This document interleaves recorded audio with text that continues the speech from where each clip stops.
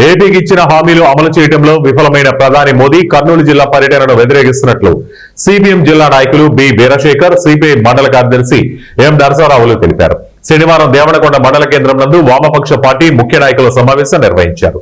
ఈ సందర్భంగా వారు మాట్లాడుతూ ఈ నెల 16వ తేదీన కర్నూలుకి ప్రధాని నరేంద్ర మోడీ రాకను వామపక్ష పార్టీలు తీవ్రంగా వ్యతిరేకిస్తున్నామన్నారు. ఉమ్మడి ఆంధ్రప్రదేశ్ రాష్ట్ర విభజన నేపథ్యంలో అన్ని విధాలుగా రాష్ట్రం వెనకబడిందన్నారు.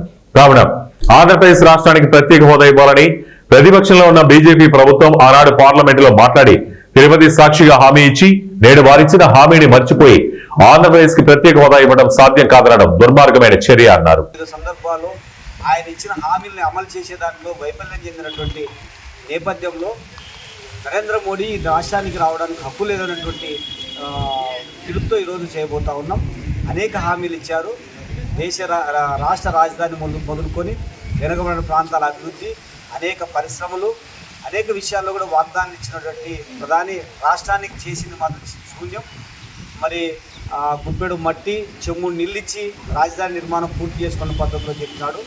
ఈ నేపథ్యంలోనే నరేంద్ర మోడీ యొక్క వాస్తవ పరిస్థితిని, నరేంద్ర మోడీ ప్రభుత్వం యొక్క వాస్తవ పరిస్థితిని ప్రజలు చెప్పేదానికి ఈరోజు నరేంద్ర మోడీ గోబ్యాక్ అనే దాంట్లో వామపక్ష పార్టీ పిలుపునిచ్చాయి.